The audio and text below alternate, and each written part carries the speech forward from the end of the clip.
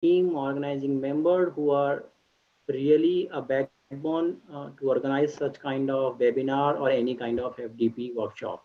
Because through my personal experience, I know a lot of work, background work we have to do, a lot of parallel things we have to handle. So really, it is very appreciable to the team of Truba, Professor Chandan sir, Sonal madam, and other members, Tyagi sir also, that are really working behind to make it successful. And also, I would like to appreciate RGPV, especially TechTube department, Chaube sir, who are really very generous to allow to organize affiliated institute to such kind of FDP, and they also provide sufficient fund so that they can run such kind of programs that people can learn from them a lot of things. Okay, so good afternoon. Good I'm afternoon, audible. sir. Sonal, I'm audible. Yes, sir, completely audible. Okay, okay. Something happened from my side. That's why I a little bit confused. Okay, so good afternoon, everybody. Myself, Dr. Vivek Tiwari from Triple IT NIR, Raipur Computer Science Engineering Department. I welcome you all participants again in this 2 days webinar on that is related to the data science and R.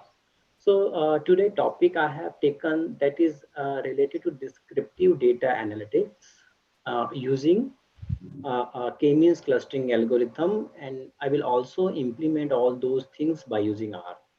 So first, let me explain what the things I'm going to cover throughout this session. Basically, 3 points I will put more focus over there.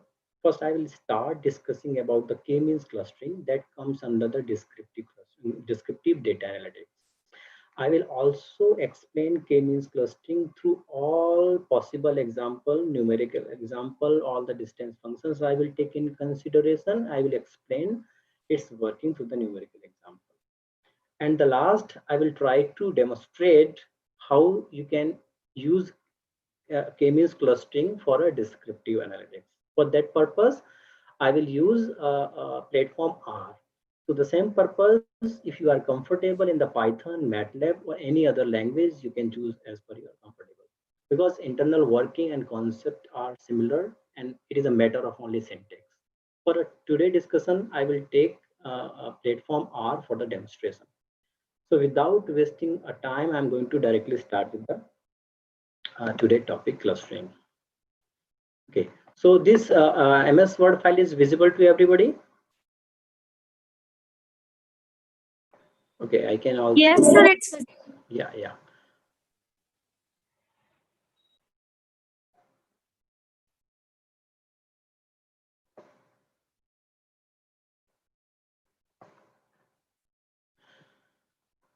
Okay, so the first line you can consider over here that comes under the clustering. You can say what is a clustering? Clustering is an unsupervised descriptive data analytics.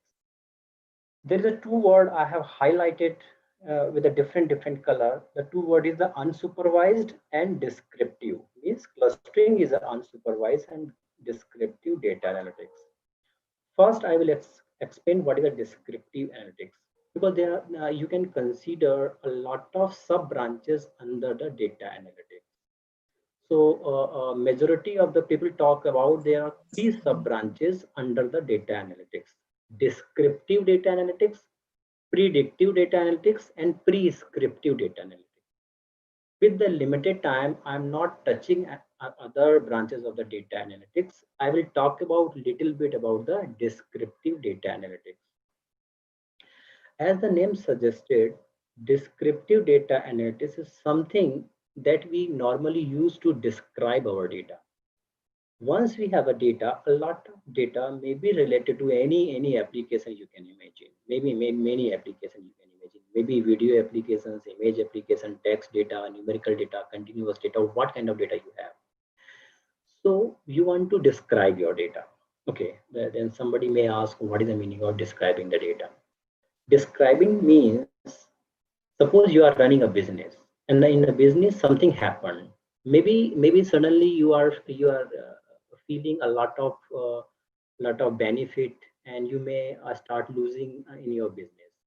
So you want to know something happened. What is the cause? what is the reason behind that happening. So in that case, you want to know the answer of particular question, answer of particular questions with respect to the data. Then you require a descriptive data analysis. Or you want to search some pattern, some artifact, some trend that is hidden inside the data.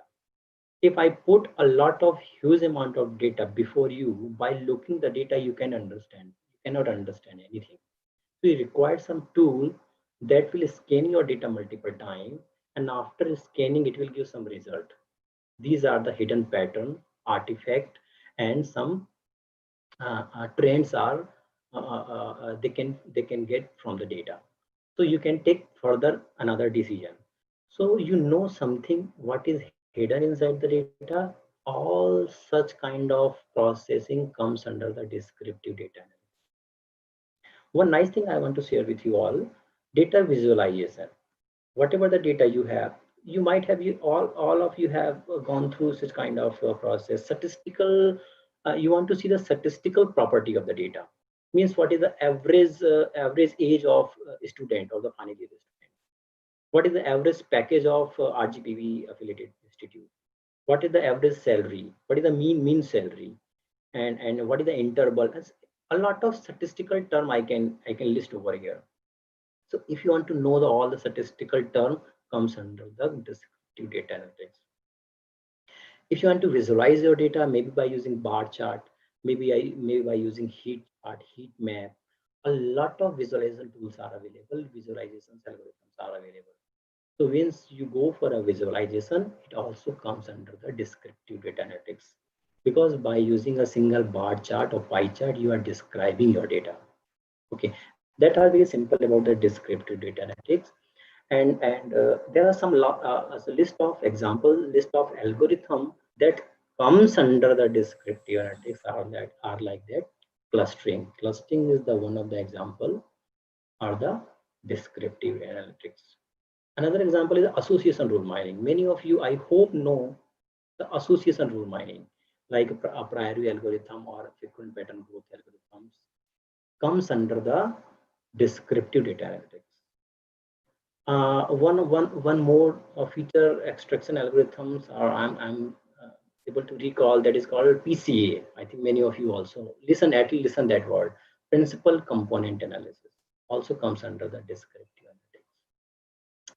So the clustering is a descriptive data analytics, plus it is unsupervised learning. I also hope that many of you know there is a two sub branches of the machine learning algorithm: supervised learning and unsupervised learning. Supervised learning, if you see the data, the answer is given to you. Answer in the form of the class level. There is a one feature will be there. Normally the right hand side column. The answer is given to you. So what you need to do, based on the input feature, you have to map your data input feature to the output feature, because the answer is given to you. So you can recheck every time the way you are mapping the data with the input feature to the output feature, whether that mapping is correct or not, because you have the answer to check whatever you are doing and whatever the results you are getting, that is exactly matching with the real answer or not. So here, what is the real answer are given to you in the term of class level. They are used to supervise your process. They may correct your process. That's why all the algorithms that comes under that category is called supervised learning. Means all the classification algorithms, Bayes, KNN, decision tree, random forest, logistic regression, linear regression, all comes under the supervised learning. In the unsupervised learning, there is a no answer given to you. You have to continuous apply some process. Whatever the answer you are getting, you cannot recheck it, whether the output of finding you are presenting over here, that is a correct or not. So no supervisor over there. That's why it is called unsupervised. So at least with this set of discussion, we can easily talk about the clustering is something that comes under the unsupervised learning and descriptive data analytics. I think that is enough for the introduction about background of the clustering. Now you try to see the PPT or the screen. The definition is given to you there. So I never recommend to memorize any definition. A lot of kind of definition may be available, may you get from the Google, and there is no any single qualified algorithm that somebody will claim that is a perfect algorithm. So there is no perfect algorithm. So keeping the content very simple, I have included very simple clustering definition here. I'm going to read it out. So clustering is the task of dividing the population or the data point. In normal language, we normally talk about the data, but in technically, data is not a correct word. Technical word is the sample or population. Either you can use the sample word or population that represent the data, whatever the data you have. There is a huge difference between the word population and sample. I'm not going in that level. So correct word is the population. Population means the data you are talking about. So clustering is the task of dividing the population, or for the simplicity, you can say the data points, into a number of groups. These number of groups normally we call the cluster. So what is the clustering process? Whatever the data set is given to you have to apply some process that is called clustering. Clustering will do something for you and divide your data into different group or different such that. Vivek sir, sorry for interruption. Actually, the contents slide is visible to us right now. There is a heading contents. That slide is visible to us. Oh, that's why I asked. Okay, so actually, there is a .doc file. Let me do it again. Okay, sir. That's happened in the online. No. Stop sharing. Let me do. Mm,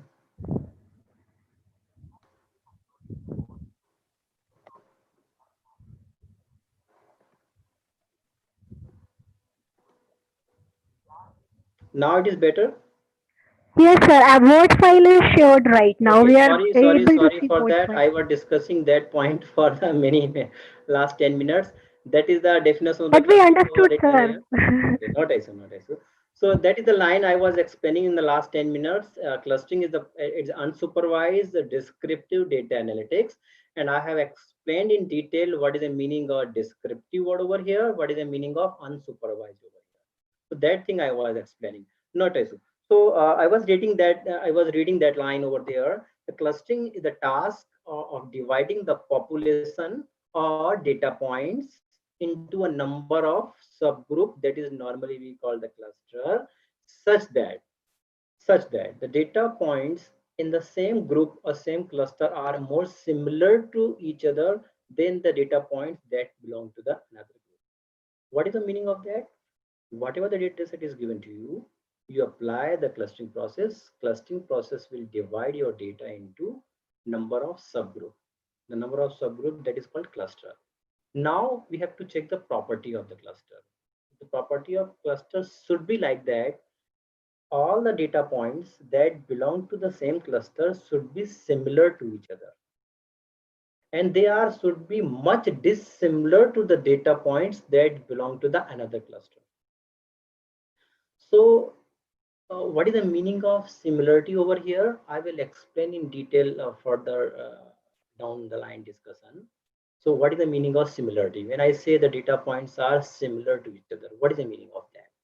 How can I quantify the similarity? How do I know these days if there is two algorithms and both the algorithms are comes under the clustering and applied on the same data, how two algorithms are performing, which is better than other one? So there must be a mathematical formula that will quantify the similarity among the data points like that. So I will discuss in detail what is the meaning of similarity over here. So for this moment, you can understand applying the clustering process, the result will be a set of data points, a data set of group, such that data points that belong to the same group should be similar, and it must be more dissimilar to data points that belong to the another group like that. Okay, so go to the little bit more detailed discussion over there. There is a two bullet point. One bullet point saying about that cluster. Now I'm talking about the single group. After the clustering, there may be 100 cluster, maybe 20 cluster, maybe 5 cluster. Each cluster should be like that. I'm going to discuss about that. The cluster means a single group. Is a cluster is a group of objects that belong to the same category or share the similar property. Again, that criteria I encountered again. Earlier, also we have seen in the definition, the cluster is something, a group of data items where the data items share the same property or they are similar to each other. I will also discuss in detail. Next point, very important. Normally, people forget to discuss this kind of important point. While doing the cluster analysis, we first partition the set of data into the group agree based on the similarity and then assign the label to the group. That is a very important point you try to understand. That somebody will ask a question between difference between clustering and the classification. So normally what we talk about the clustering is unsupervised learning and the classification is a supervised learning. Very correct answer. But more better if you explain that clustering generate new information, new knowledge. Supervised learning classification never generate the new knowledge. The clustering generate the new knowledge. How? I will explain it with the example. Suppose this data set is given to you. That data set is belong to the some vendor. So you can consider like a DMart or you can consider like a big bazaar. So suppose I am the owner of the big bazaar here over here, and that is the customer, all the customers' data of last 5 year or 10-year data you can consider. So whatever the data I have applied a clustering algorithm. Suppose a clustering method I have applied and assume that the clustering process divided our data into the two subgroups. So clustering process may divide your data into multiple, maybe number of cluster, maybe 2, 3, 5, 10, 20, 100, 200. So there is no single rule. But for the simplicity, I'm assuming that whatever the clustering algorithm you have applied on data, the clustering process have divided your data into the two subgroup or two cluster. One is the red color cluster, one is the blue color cluster. Agree? So the clustering is not a magical process. It only divide your data. Once you have a cluster, you have to analyze your cluster with your own knowledge and try to see the what kind of property of a red color cluster contain, what are the other property blue color cluster can contain. So assume that we have a two cluster, red color cluster and the blue color cluster. And when you analyze the data items of customers that belong to the red color cluster, you came to know all the customers who are in that red color cluster normally purchase the electronics item. So that the property you get it know after the clustering process over. Then each and every cluster you have to go into the detail and then you realize that the customer who belongs to the red color cluster are electronics item lover. So normally whenever they visit our shop, they normally purchase the electronics item. Similarly, after the deeper analysis, you get it know that the blue color cluster, all the customer belong to over there, they normally visit our shop for the grocery item or daily use item they normally purchase. So that is the new label we are talking about. In the point two, we are talking about we can label the groups. Label the group means we can give the new name of that customers that belong to the particular group. Like here, all the customer who belongs to the red color cluster, normally we can give the new name to them, electronics item lover. Similarly, other group of customer we can give the new name, grocery item lover. So what is the advantage over there? Advantage over there, the later, suppose the new electronics items that vendor want to launch. They have a new TV, a new music system they have. So they want to have advertise their newly product. So it is not good to send a message or to call or to send an email to all the customer they have. They only send this kind of information that new music system or new electronics product they have now. They will try to contact only those customers who belong to the red color cluster, because they are normally purchased the electronics item. So what is the benefit of that? Benefit of that is that they are the vendor don't need to invest a lot of money to contact to each and every customer over there. It is targeting only a small number of customers, so that there is a more chance to gain the benefit of them, because they're normally all those persons they love the electronics item. So this is called target advertisement, target advertising normally. So they have to target. So these are the product. With that product, these are the set of people that are normally love that product. So how do you know these are the set of people? You know only by using the clustering model. So that is the example I have explained over there, how the clustering work with respect to our business, or how clustering can help uh, any manager or any owner of the company to take a appropriate decision. Now I will go a little bit in detail about that. So the main advantage of the clustering over the classification is that it helps find out useful feature that distinguish different group. Like in that example, we had a two group, red color and blue color. So the clustering help us to get it know how these persons are different to the person belong to the different group. So that is called useful feature. So if I say these red color customers are electronics item lover, means the new feature I have generated. So that the things I really wanted to make it clear. Clustering is something that generate the new feature, generate the new knowledge, where classification cannot do it. Okay, go to the next one. Similar example. Suppose this is the data set is given to you over there. Left hand side, the original data set.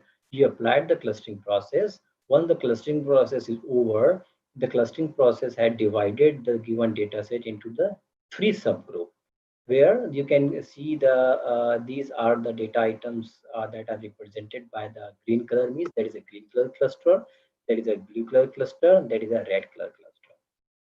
So why I have used that figure to explain something, because normally people also think about that clustering really physically divide the data, not at all. A lot of misconception I have seen with the new learner of the data science. They think clustering process physically divide the data, not at all. You see the data distribution of the original data, and the right side is the output of the clustering. The data distribution is intact.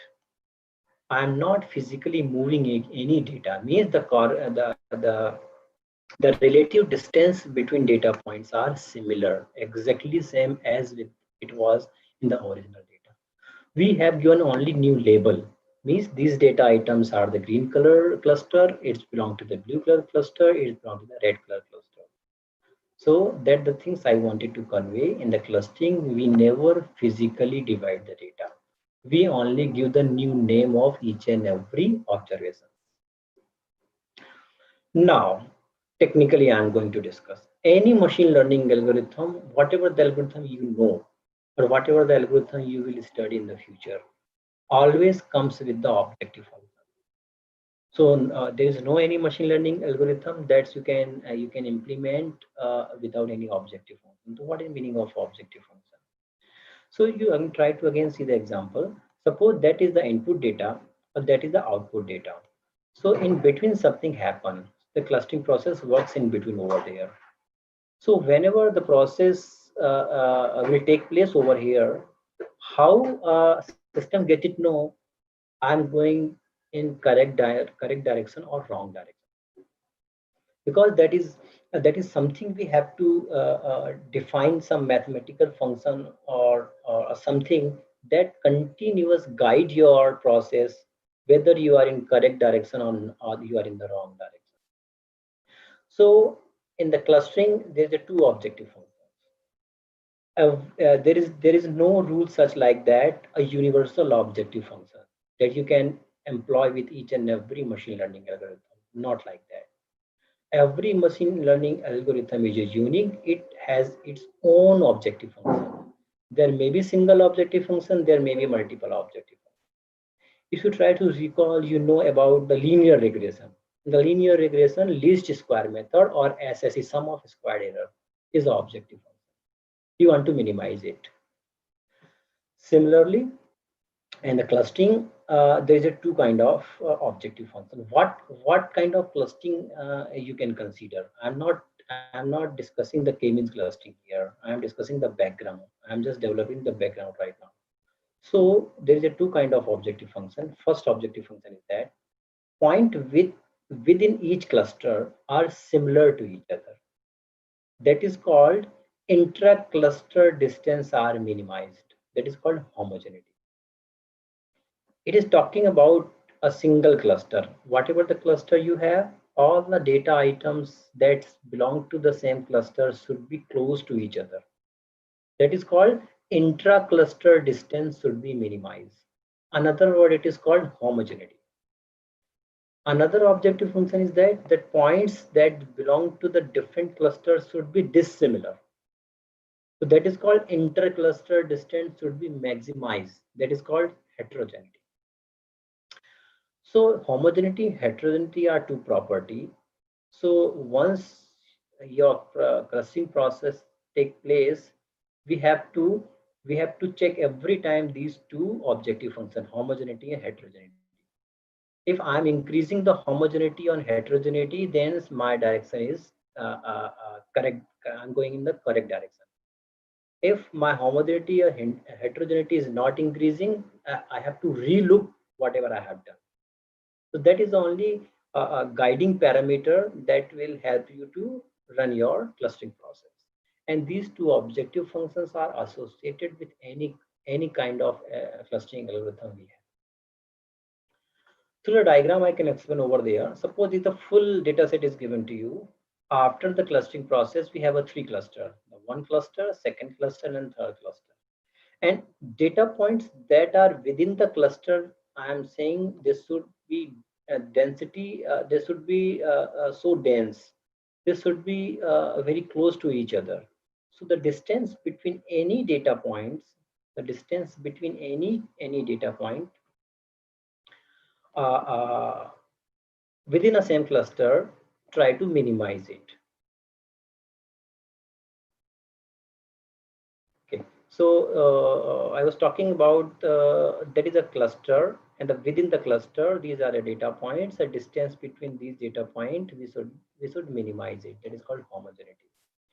And we have considered there is a three type of cluster. Now, when we talk about the heterogeneity, we consider one cluster as a single entity. So we have considered as a three single entity. We have a three cluster. Now, if you calculate the distance between two data points that belongs to the two different cluster, should be as far as possible, should be as maximum as possible. That is called heterogeneity. So I don't have time, otherwise with conceptually I will try to explain why it is required. Somebody may ask the question, so what is the benefit of that, why we need it? So why I want to maximize that distance, what are the benefit of maximizing that distance? So whenever next time we will have a time, we will go into the detailed discussion conceptually what is the benefit of those. For this moment it is enough. I'm not going to discuss much detail about the application of the clustering. So I'm trying to focus to deliver much technical or mathematical part of the clustering. So clustering are normally algorithm you can imagine in everywhere, in every area, it's shown its applicability. So I'm not going to have a detailed discussion about the application of the clustering. I will jump into the more important discussion. Clustering is an umbrella, or clustering is a branch. Under that clustering, so many categories are there. Like in the screen, you can see there is a three subcategory under the clustering: partitioning based clustering, hierarchical based clustering, density based clustering. There are another method also there. There are another method also there, like rule based clustering. and I try to recall a grid-based clustering. So there are many subcategories under the clustering. So most famous subcategory of the clustering method I have listed over here. One thing more, these are the subcategory. These are not algorithms, single algorithms. I mean to say the partitioning based subcategory of the clustering. Under the partitioning based subcategory, there are many algorithms. One of them is the k-means clustering algorithm. There may be so many algorithms that comes under the partitioning based. Similarly, there are so many algorithms, clustering algorithms that comes under the hierarchical method. One of them is the agglomerative clustering. Similarly, there are a lot of density-based methods. One of them is the DB-scan. So these are the some example I have over there. And with the limited time today, I will discuss only the k-means clustering. That comes under the partitioning method. What is the meaning of partitioning method? Suppose we are given a database of n objects, means we have n population, n number of population, or n number of number of rows, or number of data points. And the partitioning method construct t partition of the data, k number of partition of the data. Sorry. So if n number of data items are given to you, partitioning method will try to make a partition of a given n data points into the k number of cluster. That is the value of k, where the k should be less than n. It is very obvious, because if suppose I give 100 observations, so how many maximum number of the cluster you can create? 100 cluster. You cannot create 101 cluster with respect to the 100 data points. So similarly, k should be always be less than equal to the data points are given to you. Again, I'm not going to have a much detailed discussion, because there's a two kind of clustering: soft clustering and hard clustering.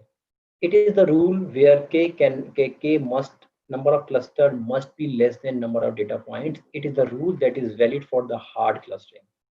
If you go with the soft clustering, the number of cluster may be larger than, may be bigger than the number of data points. Means if you have a 5 data point, you may create a 10 cluster if you are applying the soft clustering. But I am not again discussing much detail what is the soft clustering and hard clustering. 4.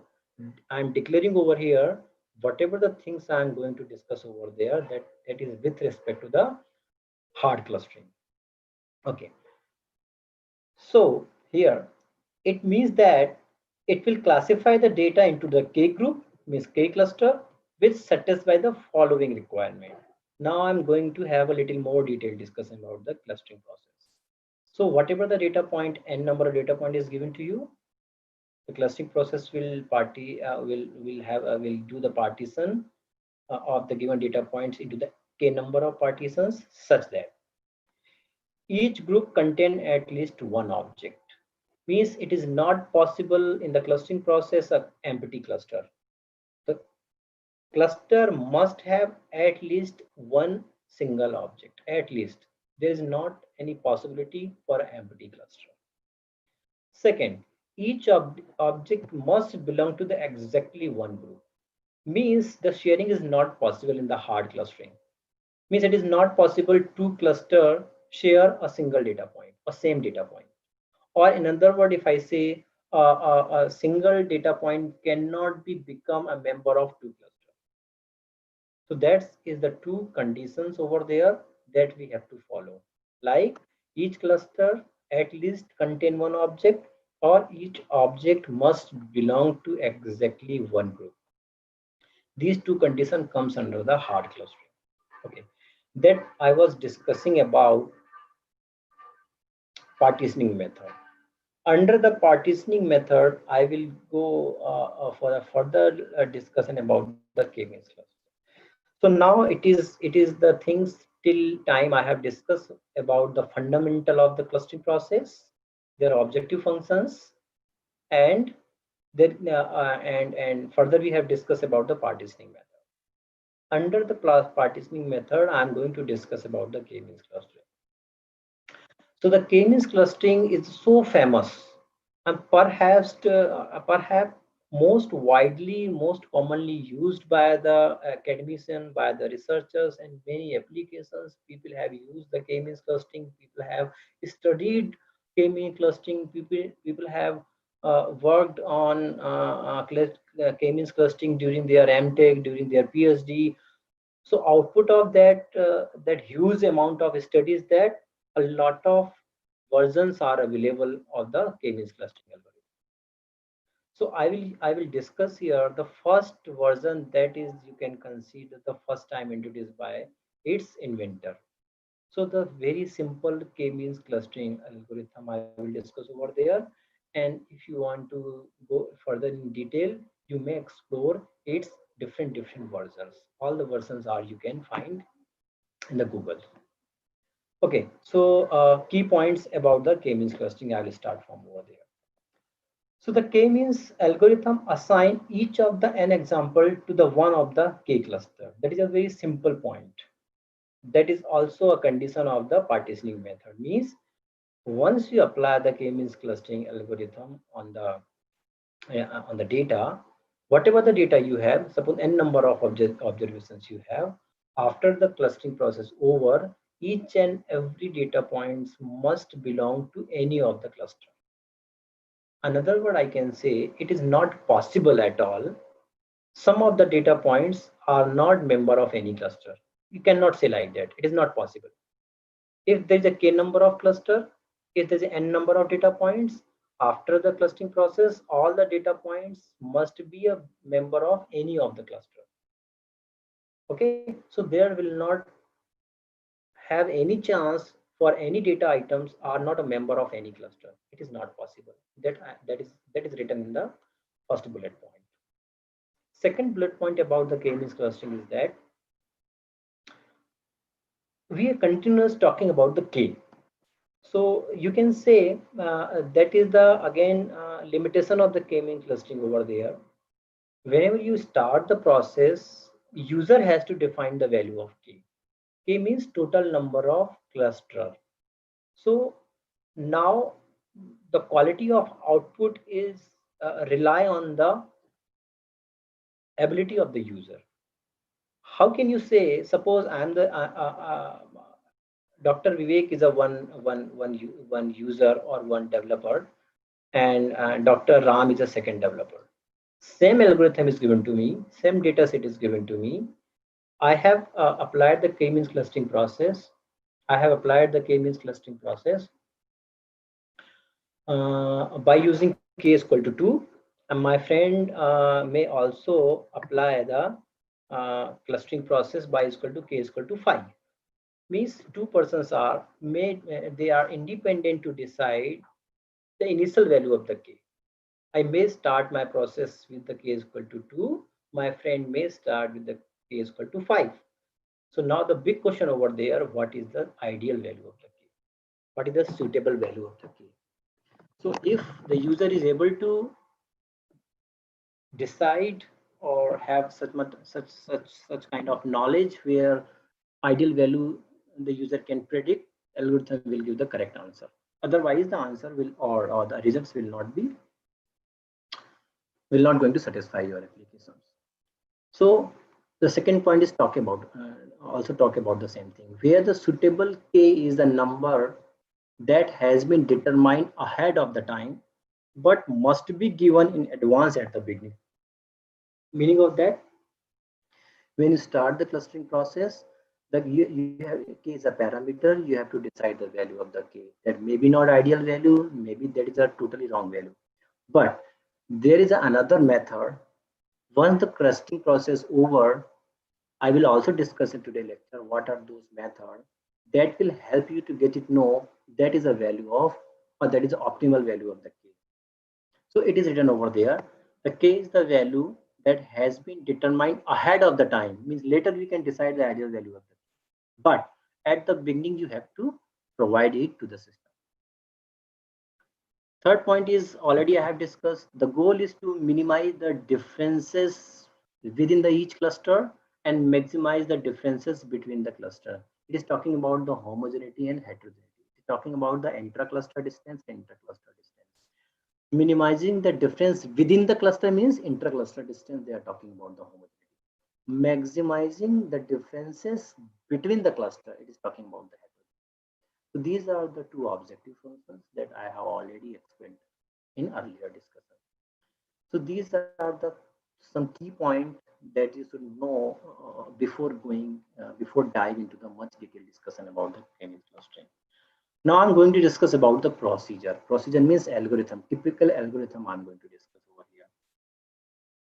So there is a k-means clustering is the recursive process. K-means clustering is the recursive process.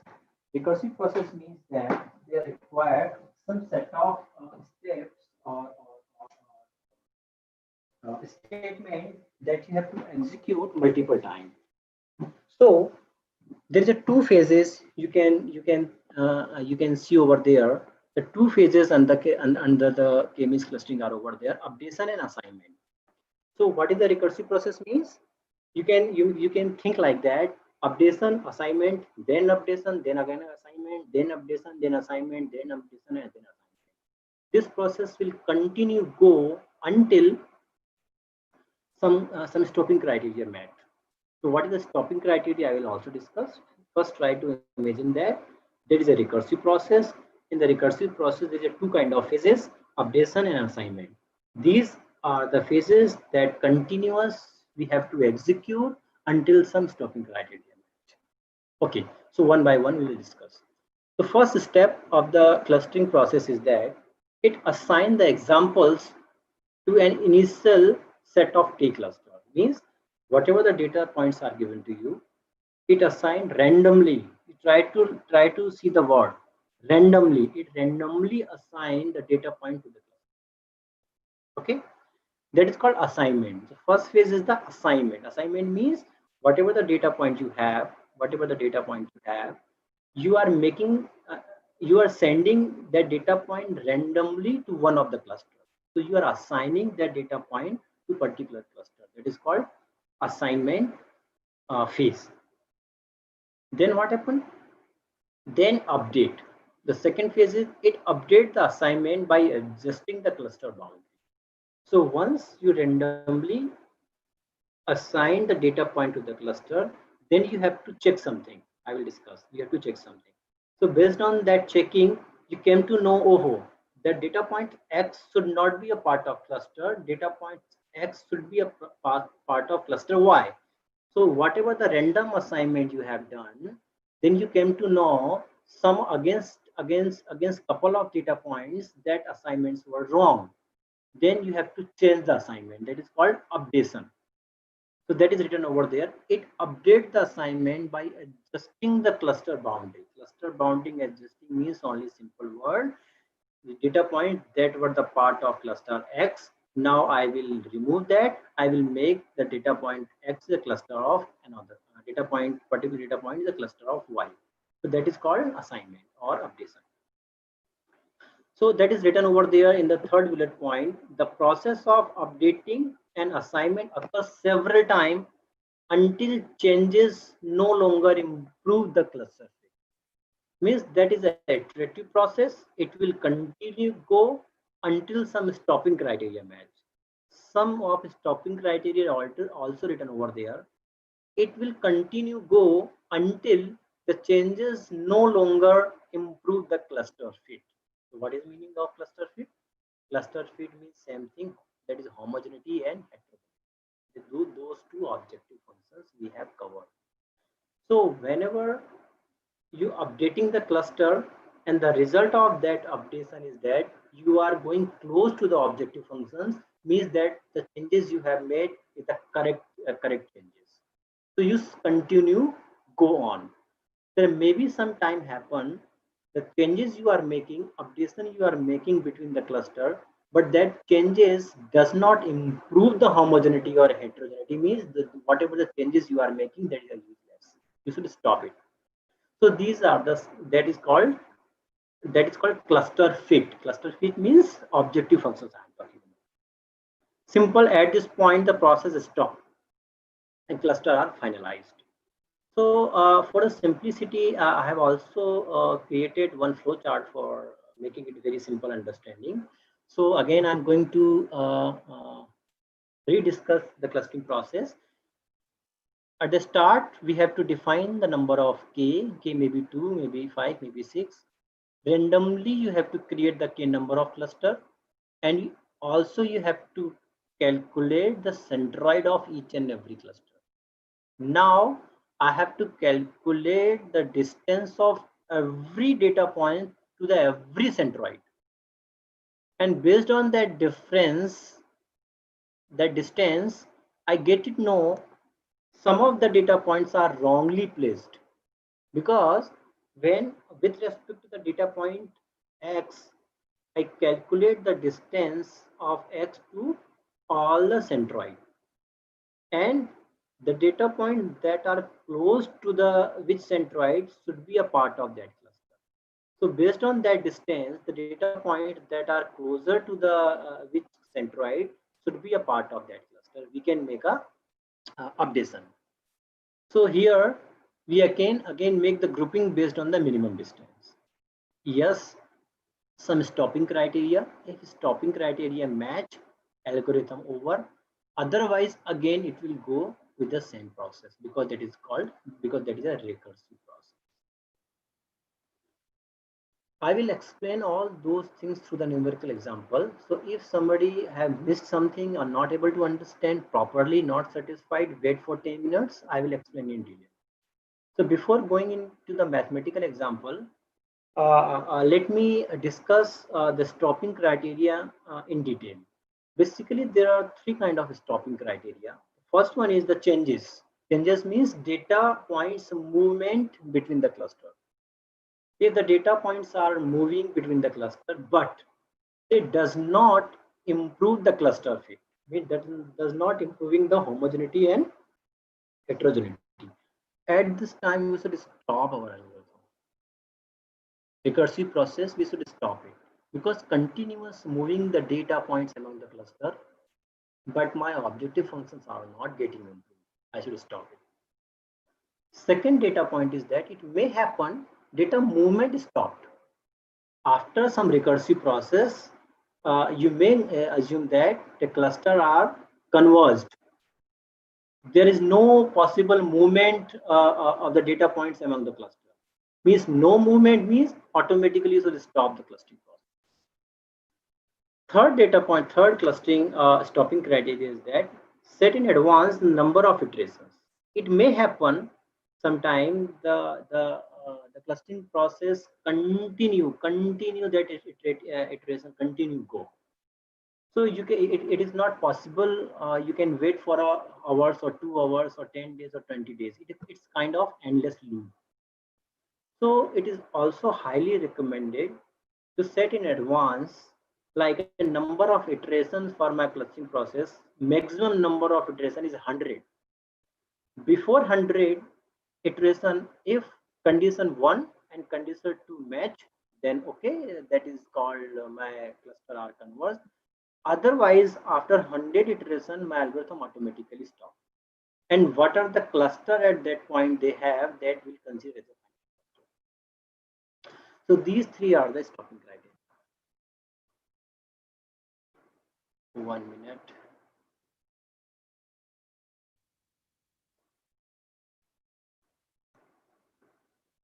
Okay, one request I want to make over here. If somebody having any question issue, they can write on the chat box. I have opened the chat box. So whatever I'm explaining, you want to ask them some question, you can write on the chat box. I will try to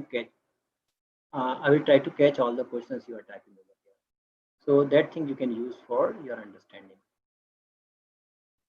Okay. So now, yeah. A little bit discussion about the distance matrix. Look, we're talking about a lot. We have to calculate the distance between two data points. We have to calculate the centroid of the cluster, and the data points that are close to the centroid should be a part of that cluster. So means ultimately talking about the distance matrix. We have to calculate the distance between two data points. So many distance metrics are available for you. You may create your own distance matrix. Only you need to calculate the distance between two data points. So Euclidean distance is the one of the famous distance metrics are over there. So you can use that distance matrix to calculate the distance of between two data points. So the formula is written over there for the calculating the distance between two data points by using Euclidean distance matrix under the two dimensions. If there's a three-dimensional space, you can extend over there. Through the example, I have also written over there uh, the distance between these two data points. You can fit into the formula. Whatever the value you are getting, that is called the Euclidean distance to data. If you are not happy with the Euclidean distance, or again a lot of discussion may be possible, what kind of distance matrix we should use, because a lot of options are available. A lot of options are available, like Manhattan distance you can use if you are not happy with the Euclidean distance. Minoxidil distance you can use. Spearman correlation you can use, or you can define your own distance matrix. So again, a lot of discussion over there based on the application, based on the characteristics of the data. You can use the appropriate distance matrix. The same k-means clustering, same data points. If you change the distance matrix, you will get a different clustering results. So the clustering results, whatever the final cluster you are getting, it is highly influenced by the underlying distance matrix you are using. So be careful. Do not casually apply any distance matrix. A lot of reasoning required. Suppose you are doing MTech or PhD, suppose, and at time of Viva, somebody may ask the questions, the distance matrix you have used, this one, why not other? Why you have chosen only Euclidean distance? Why other distance matrix you didn't try? What was the benefit of the Euclidean distance? In that way, you're supposed to know the answer. So that is the question I have thrown on you. You may have a further, you can explore, you can discuss with your teacher, with your books, and with your any colleague, what kind of distance metrics are available and what are the benefit of each and every distance. Question is there where we can learn in more deeply. As far as the machine learning is concerned, there is no any single book, no any single website. The way I have learned, I can explain my experience with you that only the Google. So many courses are over there. Coursera courses or MIT courses. So many courses are there. So many videos are there. You can search how to decide the distance matrix. A lot of video you will get it, and you have to go through each and every video, each and every website. So you have to try a lot.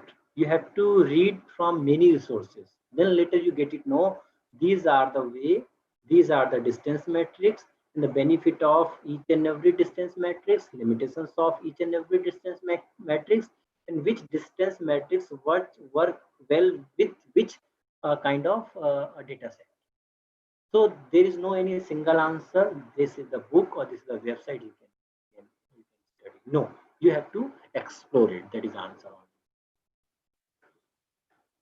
Now, as I promised, I will also explain k-means clustering by using the numerical example. It will really help you a lot to understanding a concept, because when you do study theoretically, a lot of things are not clear.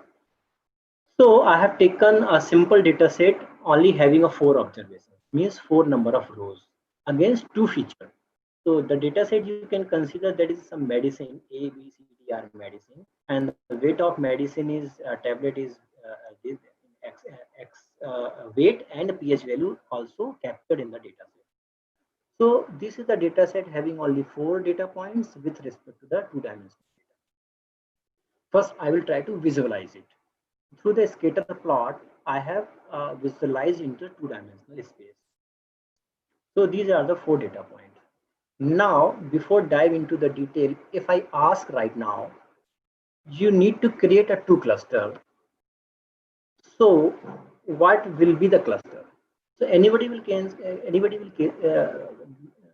easily indicate that these two upper side data items should be a part of one cluster, and these lower two data items should be a part of another cluster. So through your reasoning, through your understanding, you get it know if two clusters are given there, these two clusters should be like that. You can think like that. Now I'm going to demonstrate whether the clustering algorithm also will give the same results or it will differ from your expectation. So okay, I'm starting over here that like we have to decide the value of k. So the value of k is 2. You assume that the value of k is 2. You can start the value of k is equal to 5, 10, 3, 2, whatever you want, based on the number of data. So for understanding, for making it very simple discussion, I am deciding the k is equal to 2. So now try to recall the procedure or the flow chart of the k-means clustering. First, I have to randomly select the data point. So suppose I have selected these two data point as a two cluster. This is the cluster 1, k is equal to 1, and this is the cluster 2. Try to understand what I am saying. K is equal to 2 is given to you. So randomly you have to select a two data point as a starting point, as a seed point. Sometimes it is called seed point. Yeah, someone have written k means initializing the number of cluster. Yeah, I say yes. K is the initial. K means I'm explaining exact same answer over there. Whatever the k is given to you or you want to decide means that number of point randomly you have to select as a beginning, as a beginner, as an initial seed, as an initialization. So in this example, the k is equal to 2. Randomly, I have to select any two data point as a seed point, seed data point. So suppose this is the k is equal to 1. Suppose this is the k is equal to 2. Agree? Now, try to recall that flow chart. I have to calculate the centroid of the each cluster. So at the beginning, that is the cluster 1, that is the cluster 2. Cluster 1 contain only single data item. Cluster 2 also contain only single data item. So the centroid and data item value both are same. So suppose C1 is the cluster 1, C is the cluster 2, C is the cluster 1, C is the cluster 2. Centroid of the cluster 1 is the 1, 1 because there is a single data item.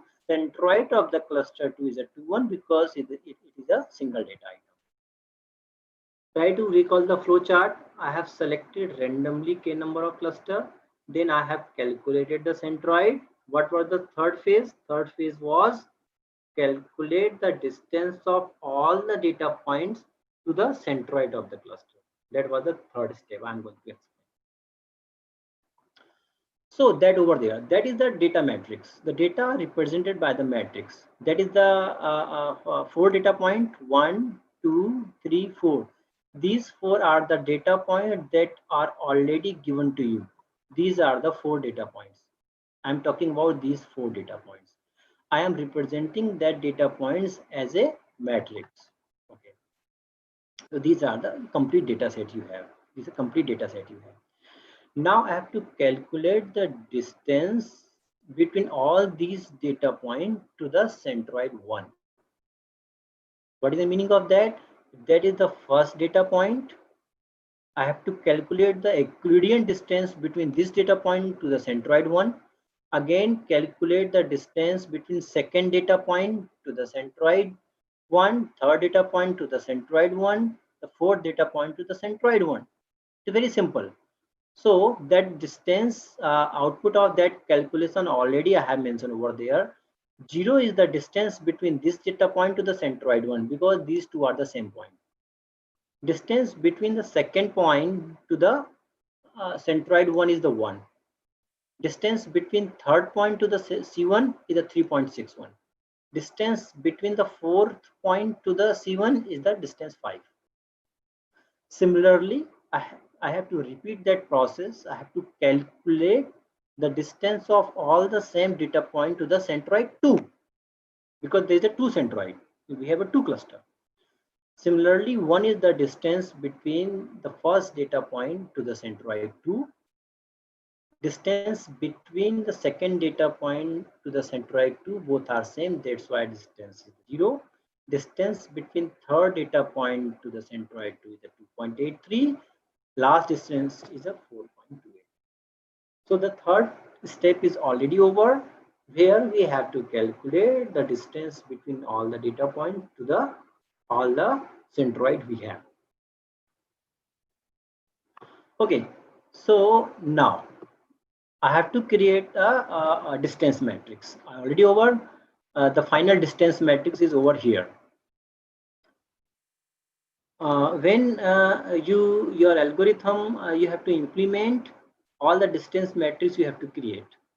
So for R, that helps you to find there is a concept of frame or data frame. By using the data frame, that's a data structure you can use to store the data and the distance also. So these are the distance with respect to the centroid 1. This is the distance, this is the distance with respect to the centroid 1. This is the distance with respect to the centroid 2. I combine that distance and try to make the distance matrix. So how can you understand that distance matrix? The first row represents the distance of all the data points with respect to the centroid 1. The second row represents the distance from all the data points to the centroid 2. Okay, so that is a distance matrix. After distance matrix, I have to assign, I have to labeling it, I have to label it. So what is the meaning of labeling over there? Try to understand. So again, I am going to have a detailed discussion. Try to understand over there. That is the data point 1. Data point 1 have a distance from the centroid 1 is the 0. Same data point have a distance to the centroid 2 is the 1. So this is the same data point, and that represent the distance to the centroid 1, that represent the distance to the centroid 2. So you can easily understand that this data point is much closer to the centroid 1, because the distance to the centroid 1 is less than the distance from the centroid 2. That's why it is a part of cluster 1. So that is called labeling matrix. So the first row represent the group cluster 1. The second row represent the cluster 2. Similarly, with respect to the data point 2 is much closer to the centroid 2. So it should be a part of second cluster. Look, in the binary way I have represented over there. 0 means it does not belong to the cluster, and 1 means it belongs to the cluster. Similarly, third data point is much closer to the centroid 2, then it become a part of second cluster. Similarly, the fourth data point also close to the centroid 2, that's why it is a part of cluster.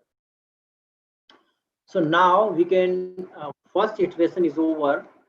After that first iteration, the cluster 1 contain only single item set, and cluster 2 contain the 3 item set.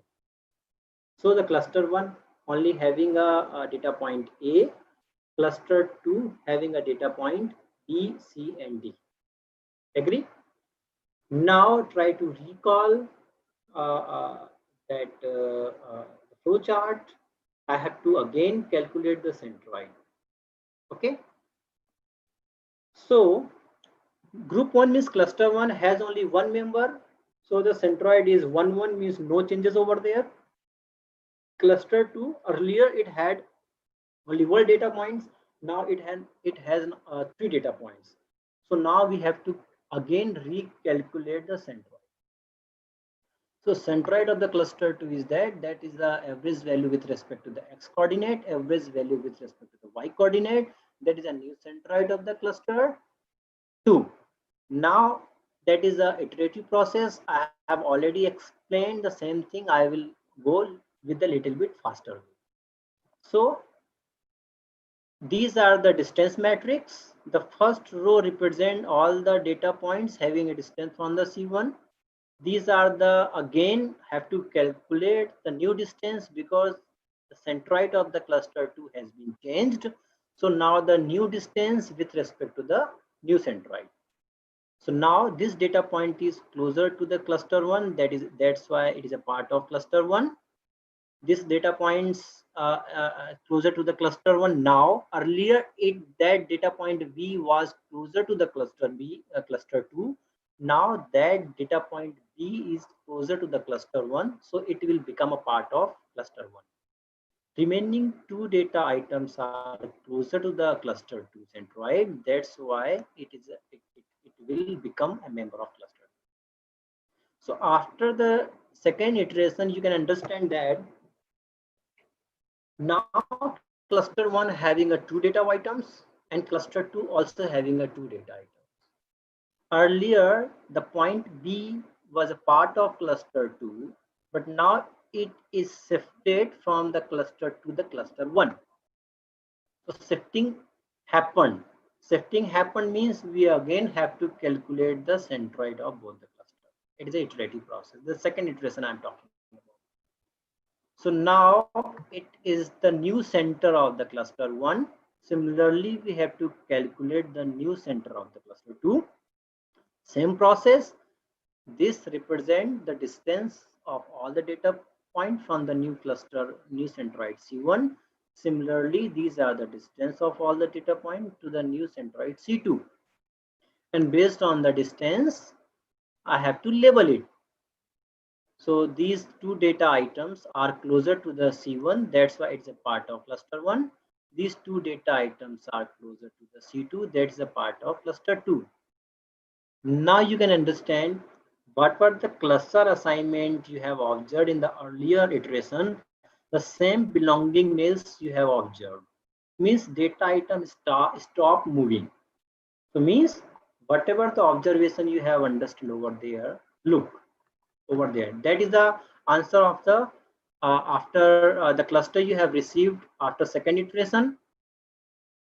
The same assignment you have observed after the third iteration. Means what is the meaning of that? It is also, I have written in the note, found no changes in the cluster. Data points are stop moving. This means the clustering process over. This means that is converged. Stopping, one of the stopping criteria matched. What was the one of the stopping criteria? When the movement of the data point is stopped, we have to stop the clustering. So these are the final cluster. Agree? So these are the two data point. AB is the AB in cluster 1 and CD in the cluster 2. So if you try to recall, yeah, these are the AB, these are the CD. So CD is the part of second cluster, AB is the part of first cluster.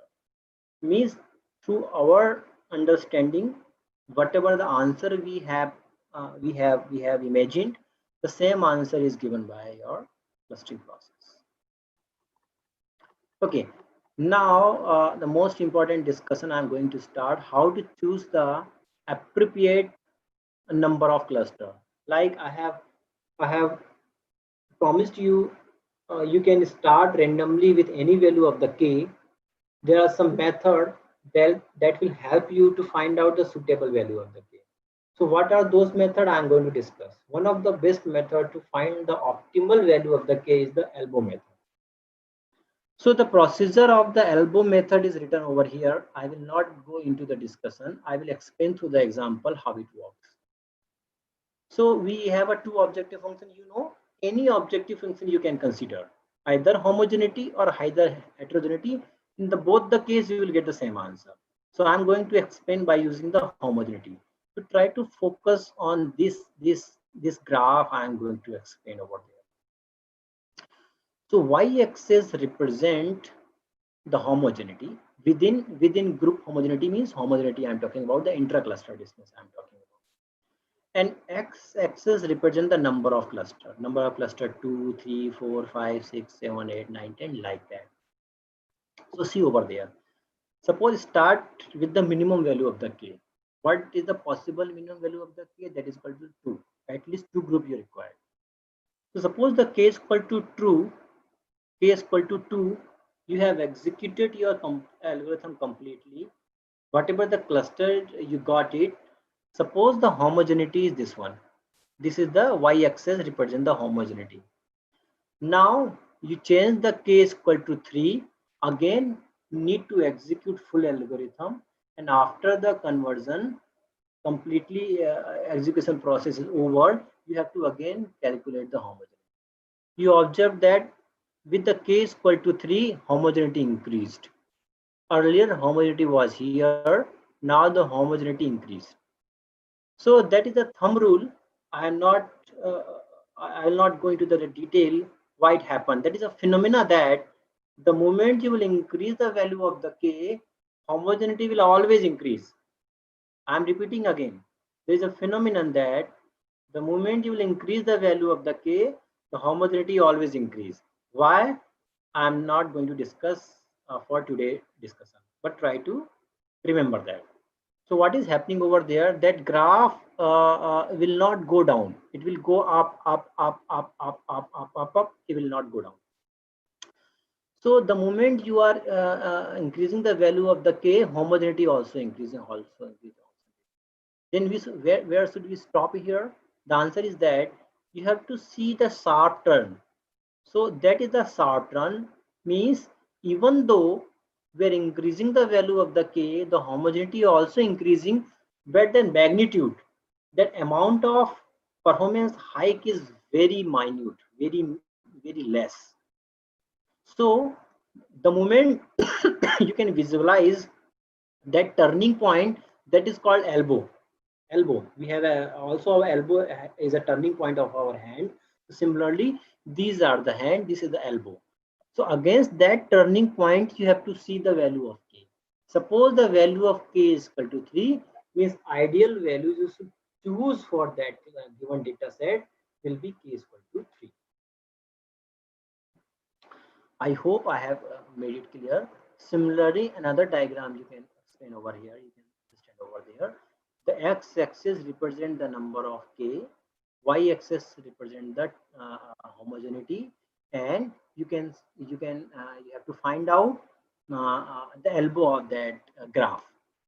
So intentionally I have pasted that graph over here. That is a limitation of the elbow method, is that sometime may happen you are not able to find out the turning point. Like this graph, you cannot find out the turning point. Somebody will say I should consider k is equal to 5, somebody will say k is equal to 6. So that is the limitation, we have to work with that. One of the question I got it, is this value the max value of the k? Yeah, the max for the hard clustering, the max value of the k is equal to the total number of data items. Suppose I have a 10 data items, 10 number of observations. So you cannot fix the k is equal to 11. You can fix the k is equal to up to 10. So you have to check the homogeneity with respect to all the possible value of the k from k is equal to 2 to k is equal to 10. Through that graph, you have to observe where is the turning point. Suppose turning point, like in that paragraph, you observe that the turning point is with respect to the k is equal to 4. So k is equal to 4 is the optimal value of the cluster.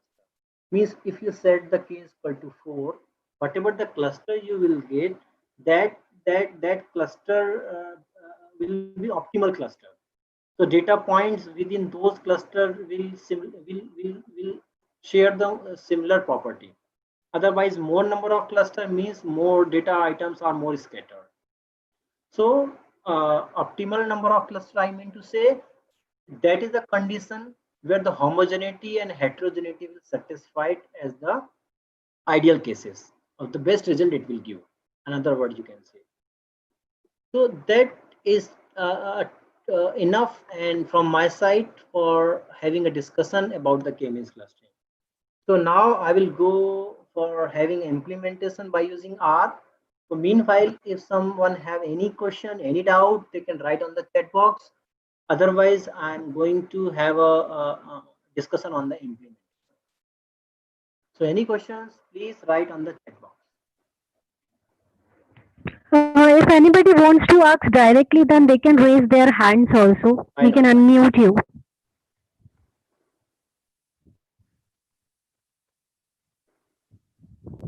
Okay, no issue.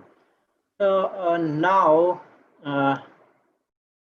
okay, so Manish Dhakad is raising hand, sir. please ask. Let me let me check, sir. I have to unmute him first. Then he will be able to ask.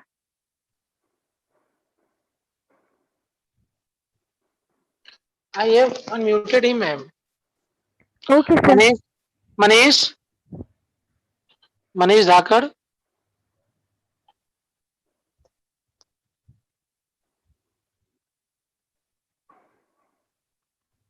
Manish Dhakar. Manish Thakur, you have to unmute yourself. We have unmuted you from here. You have to unmute from your side also. Then you will be able to speak. Okay, no issue. If he want, he can write. He can Oh, write on the chat box. chat box. Okay. Okay, sir. Okay, sir. Okay, sir. Okay, so let me know my R editor or screen is visible to you. Yes, sir. Yes, sir. Okay, thank you. So, I'm going to open 1 minute my data set. I will show you. Participants, you can zoom out also. Editor screen is generally in small size only. It appears in small size because it's the terminal screen. So if you will zoom out your screen, then font size will get bigger.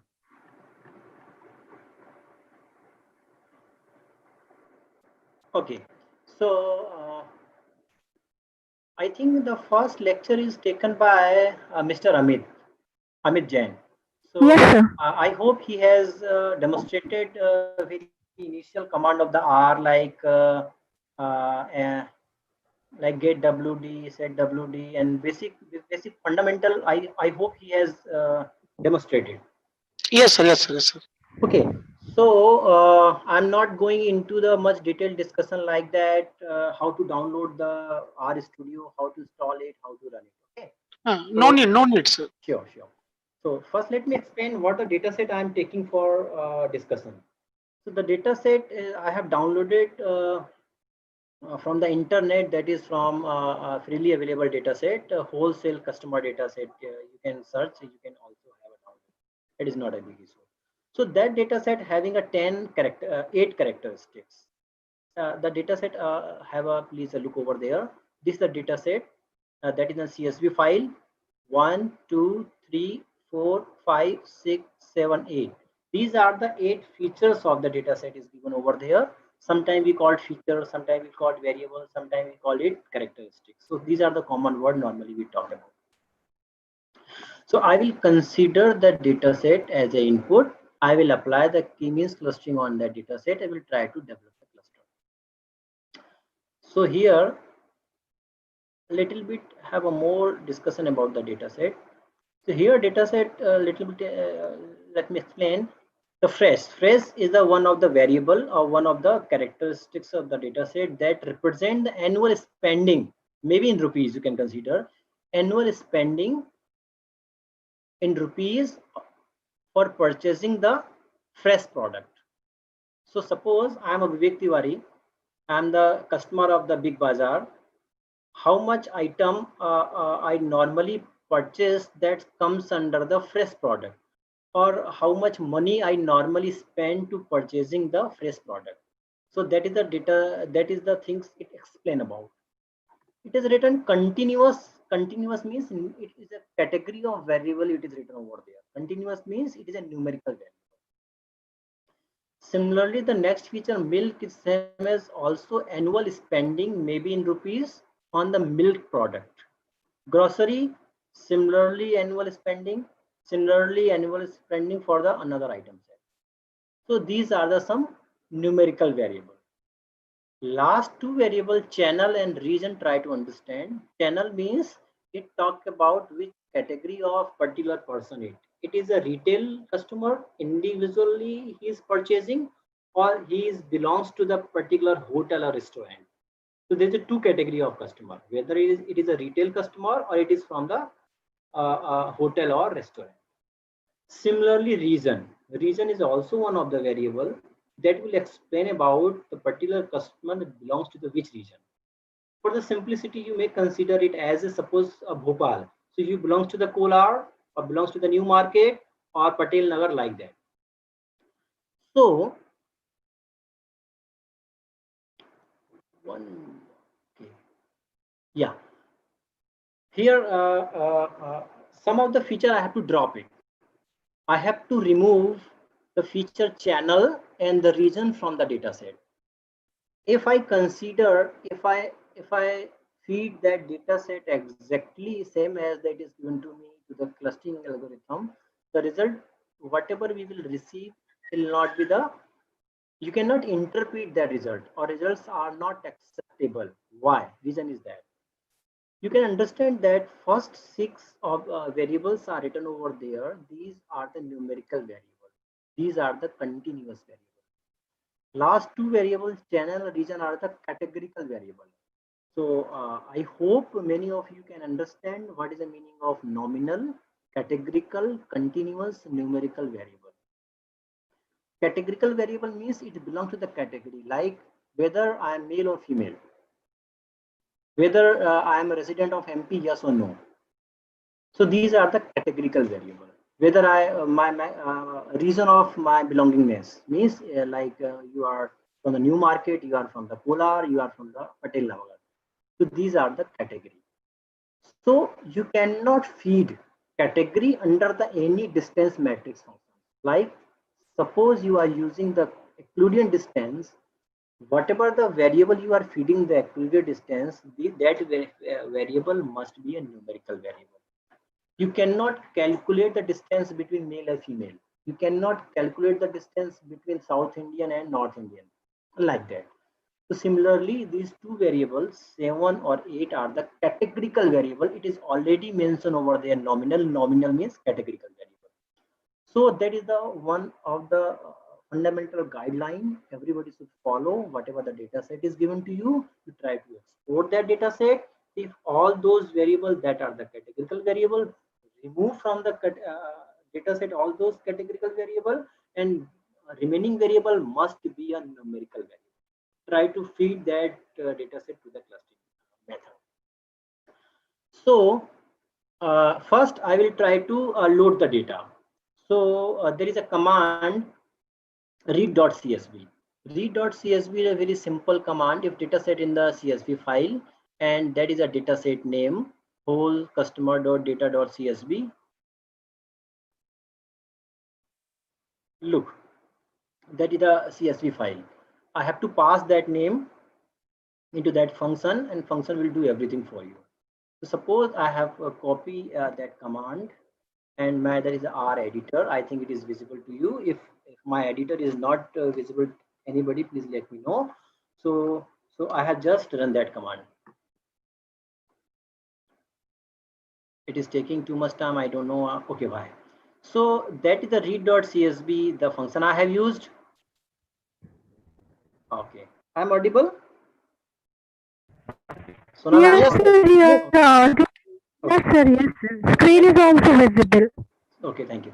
So the data is a variable. You can give the variable name as per your easiness, like A, B, C, X, Y, Z. So this is the variable I have created.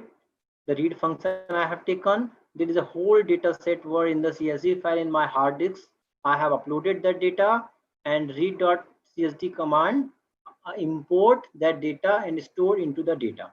So now I have to work in only the data. Data is the variable. Full data, whatever the data I have shown to you in the CSV file, now it is stored into a single variable data.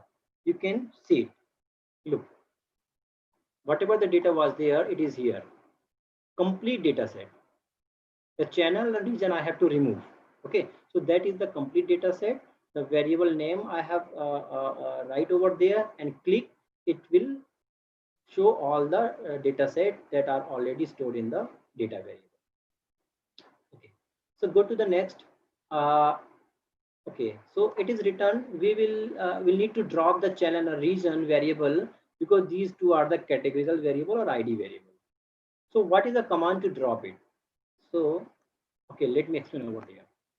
So what I'm doing over here, I am creating a new variable data1.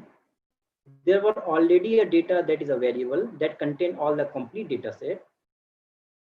In that syntax, I have to command to index value. First index value is empty.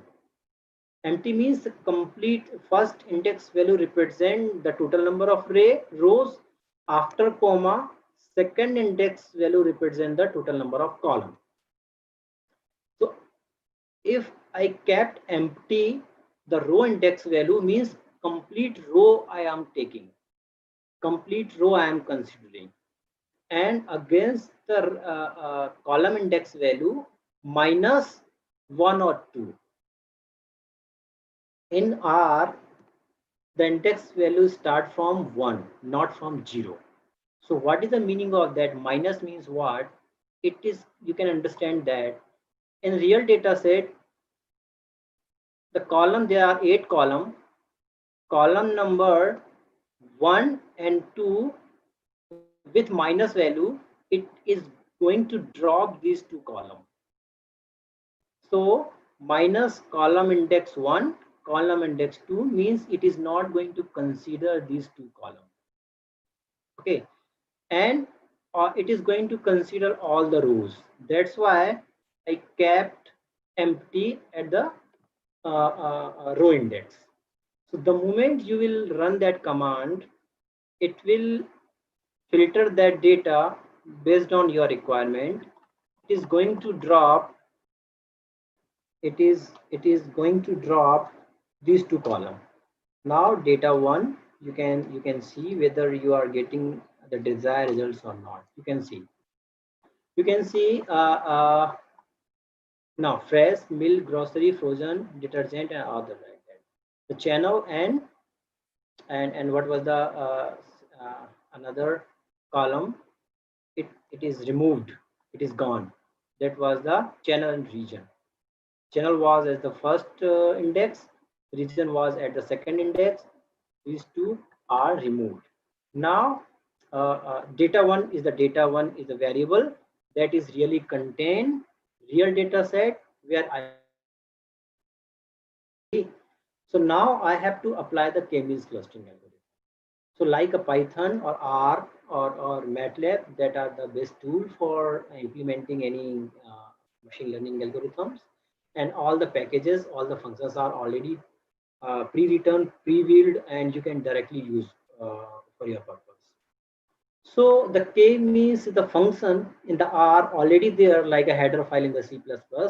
You don't need to implement the k-means clustering from the scratch. However, you want to see the complete code, you can go to the help and type the k-means. Under the k-means, how the complete algorithm, whatever I have explained in the last 1 hour, it is implemented there. The Euclidean functions through distance matrix, through data frame, everything is there. Through stropping criteria, everything is defined over there under the k-means function. So I'm not going to implement the algorithm from the scratch. Algorithm already implemented, I'm going to use the function. So that is a function. I have to pass only 2 variables. You want to apply the k-means clustering on which data set? I want to apply on the data1. Data1 is the data set I have. How many cluster you want? 5. So k is equal to 5. So like I have explained in the k-means clustering algorithm, user have to give the value of k. So I hope it is clear to everybody. I'm going to run that command. Okay, it is over. Within a 1 line, full complete k-means clustering algorithm is over. It is iteration is over, multiple iteration is over, multiple time assignment updation process is over, Euclidean distance has been calculated, and what happens, stopping criteria they have matched many times, and algorithm already converged and cluster is already created. So within a second, one function have done everything for you. Now go to the detail. I want to discuss more. I want to see the cluster property. So the cluster is created. What are the cluster? I want to see the property. Okay. So please try to focus over there. A little bit important thing I will discuss. You see the clustering process, whatever I have done, the clustering process, it has created 5 cluster. This is the cluster 1, cluster 2, cluster 3, cluster 4, cluster 5. Now, under the cluster 1, how can I explain you? Take the example of the milk. Take the example of the milk. There is a cluster number 5. Cluster number 5 are the cluster that contain the set of peoples, a set of customer that normally spend 38,000 rupees for purchasing the milk annually. What I am trying to explain you, clustering only create the cluster. After that, what are the pattern over there? What are the trend over there? You have to dive into the detail. The clustering process cannot give the sentence like these are the pattern, these are the trend hidden over there. Domain knowledge required. We have to analyze each and every cluster and try to find out the pattern like right now I'm doing. What I'm doing? I'm seeing against the milk. These are the annual spending of the people. So I get to know 38,000 rupees annually people are spending who belong to the cluster 5. And the cluster 1 are those only those peoples that spend only 3,000 rupees per year for purchasing the milk or milk related product. So you can think over there. Suppose you have a new milk product, what you will do? Whom you will contact? If you have a new milk product, definitely you will go all the customers that belong to the cluster 5, because these are the people that are really spend a lot of money on the milk or milk related product. Or these are the people they are very less spend on the milk. In see the holistic way, these are the cluster 1 except the fresh grocery, against milk, against grocery, against frozen item. These cluster are poorly performed. Means you can imagine that, you can think like that, maybe I am wrong. The cluster 1 contain the peoples that are that belongs to the poorly economical background. They are poor peoples. Economically background, they belongs to the little bit poor background, poor economic background, they belongs to that. That's why they are spending less in grocery purchase, milk purchase, and frozen item purchase. Similarly, the peoples are belongs to the cluster 5 are rich one. They are spending a lot on purchasing the milk, grocery, and frozen. Another way you can also think that these may be possible. The cluster 5 contain mostly persons that belongs to the restaurant and hotels. So they used to purchase milk and grocery other items in the huge amount. So in that way you can analyze the clustering results. 1 minute. Any questions?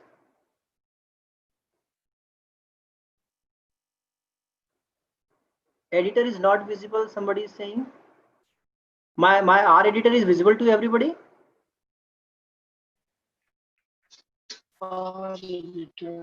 Yes, sir, it is visible. Okay, because somebody have written for that one, it is not visible. Okay, let it go. Somebody, so a question of Keshav Sharma from YouTube. What is the p-value? Okay, so I'm very surprised to see today in my discussion where the p-value I have discussed. P-value, I think I didn't discuss about p-value. Okay, so okay, YouTube from somebody have asked. Okay, let me explain. The p-value is something that is more related to the linear regression or some statistical analysis, where p-values talk about significance level of the something. Normally p-value range, p-value, any parameter, any features that give the p-value less than 5% or 0.05, we normally consider as an important feature. So p-value is talk about it. It help us to identify against any result, any feature, whether it is significant or not. Significant means I mean to over here. Suppose I will say I want to predict whether a student is going to place or going to have a success in coming placement drive or not. The student is in second year. I want to predict he is going to be placed or not.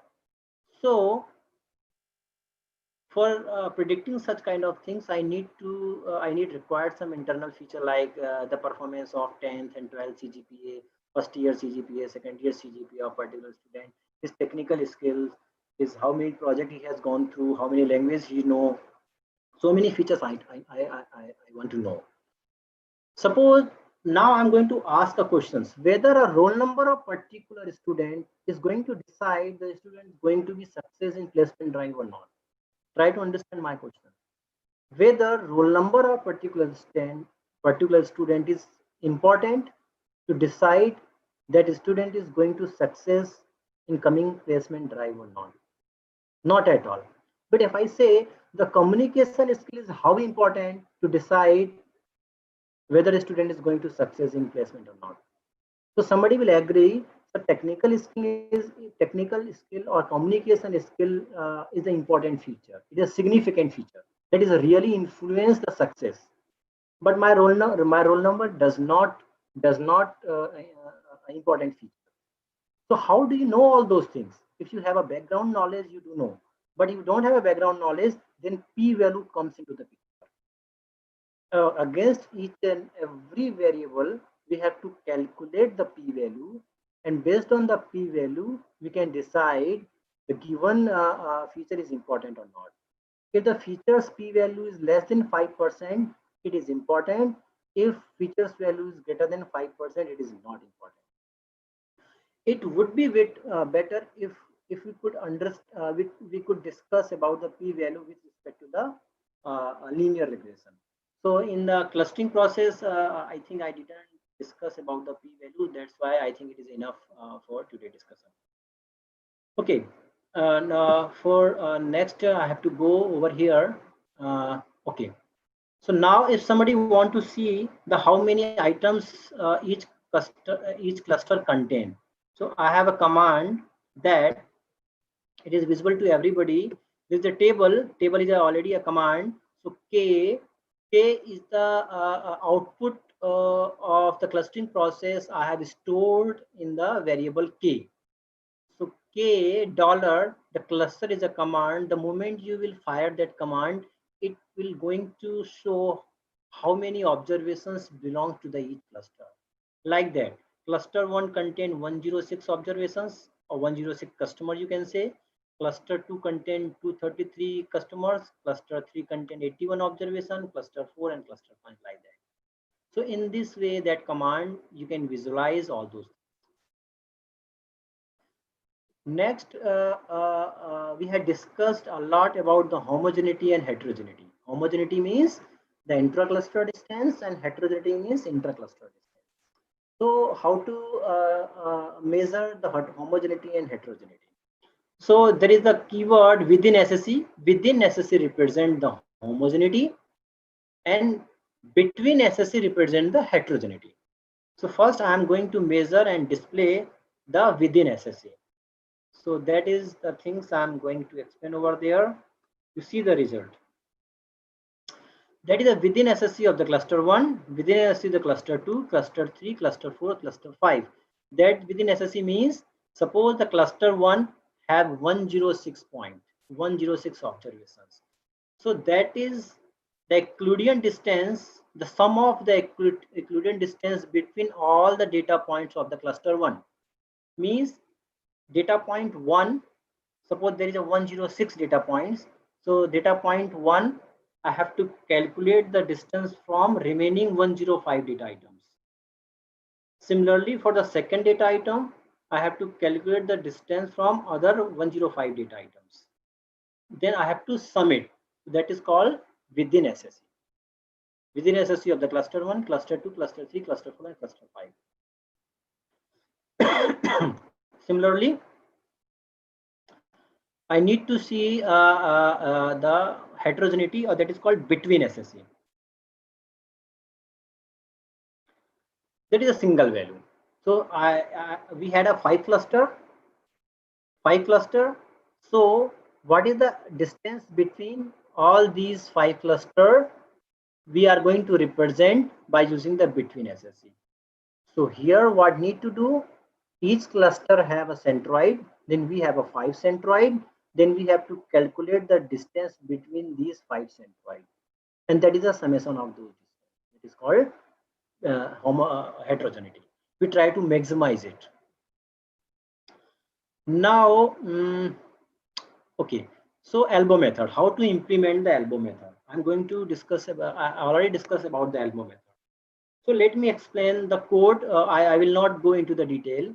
So in the elbow method, I have to run my algorithm with all the possible value of the k. For the simplicity, here I am running my algorithm for k is equal to 2 to k is equal to 20. Means x-axis, I will start my x-axis from the k is equal to 2. I will execute my clustering algorithm. I will calculate the homogeneity. I will store somewhere else. Then the k is equal to 2, then k is equal to 3, then k is equal to 4, then k is equal to 5. Similarly, these are the variable where I am going to store the average SSE, average homogeneity with respect to each and every value of the k. The size of that variable should be equal to the size of total different value of the k I'm going to consider.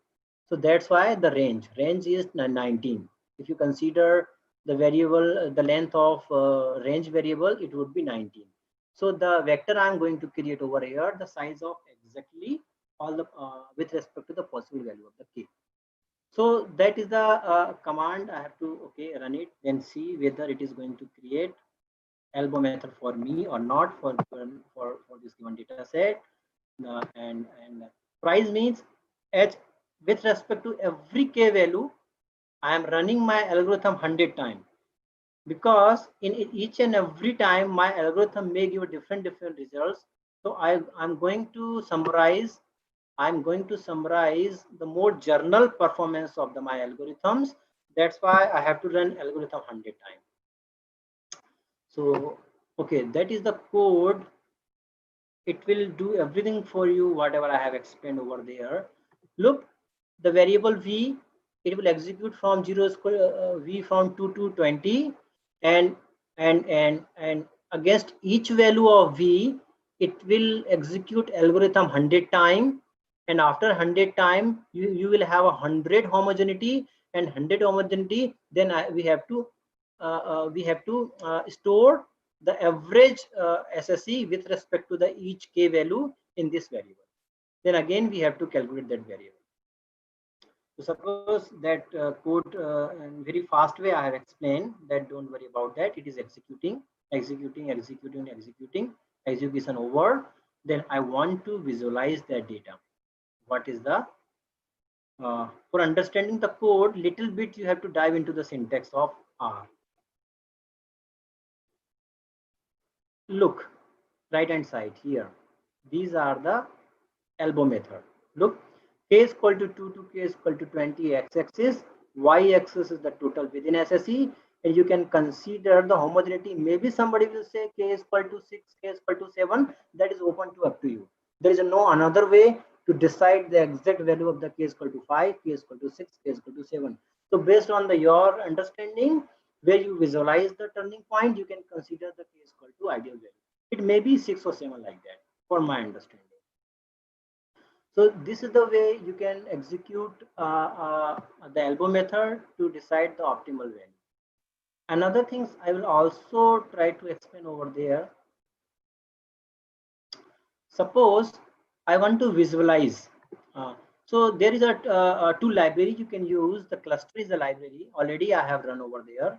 And another library is the FPC.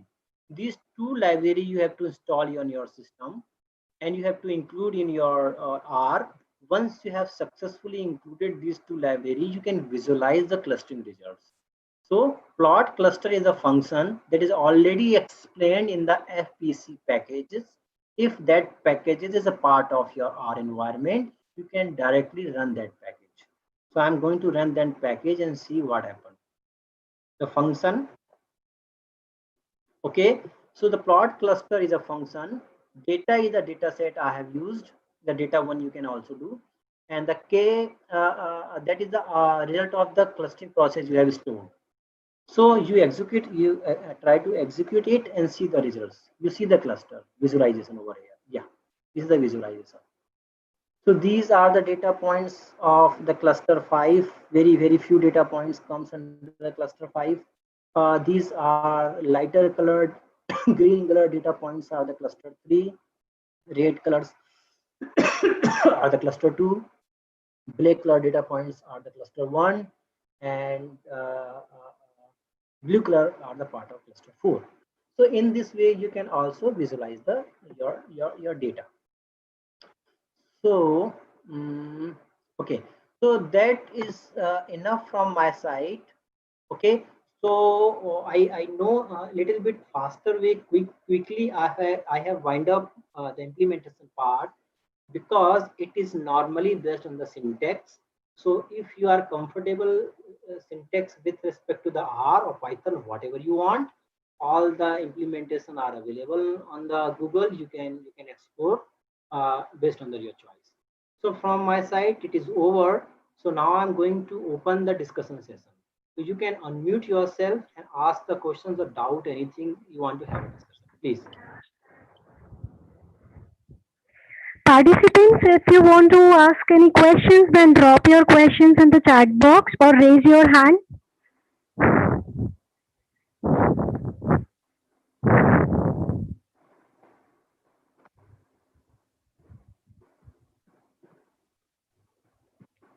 Any questions from participants? Please drop your questions in the chat box.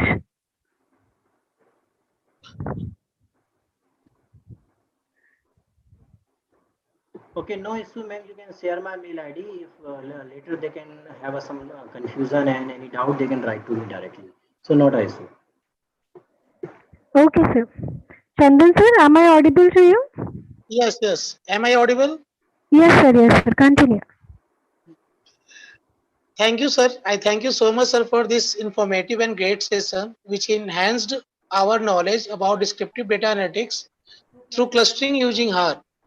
I hope that all participants are now able to do the implementation of R in the above field. I am extremely privileged to have you all here today, sir. Furthermore, I appreciate your valuable time and patience you have shown today. Again, on behalf of our work family, I am thanking you so much, sir, for being with us. Feedback Thank you. link is yes, sir. Thank you. Thank you from my side. You have considered me, contacted me, and given this opportunity to have a discussion with other participants. And after many years, I think I'm just seeing Sonal Madam, because we worked earlier together in Bansal Group. So Okay. after many years, I am seeing her. Okay, it was a really nice experience, a nice discussion. Thank you, sir. Thank you.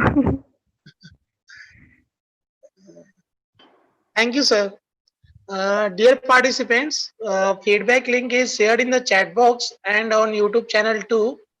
And I have also mailed the complete information of day 1 of session 1 and 2 to all participants. Thank you all. Thank Okay, you, ma'am. madam. Okay, may I leave now, Okay, madam? sir. Yeah, sure, sir. Okay, Thank you so much, sir, for your precious time. Thank you. Okay, sir. Irfan sir, we do not close the meeting. I have to put the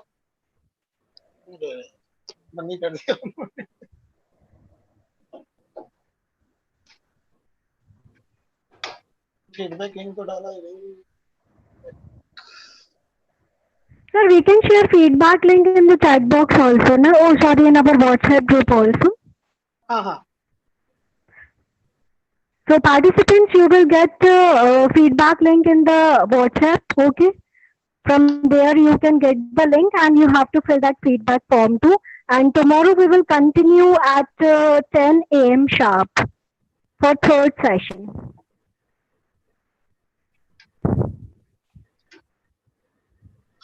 So Tyagi sir, should we end it? Okay sir, thank you.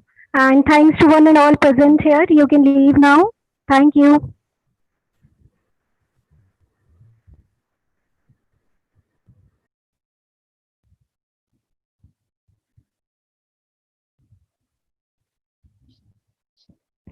Some students are not in WhatsApp group.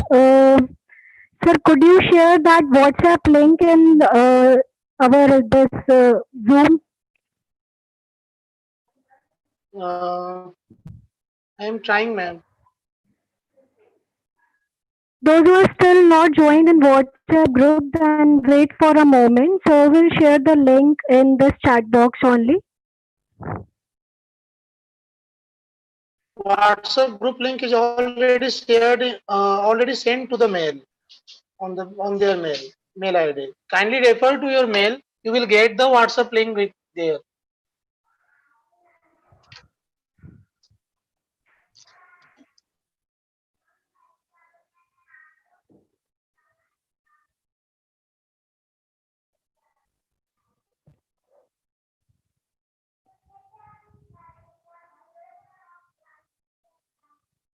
I have mailed all the information regarding day 1 sessions to all the participants. Kindly check your email.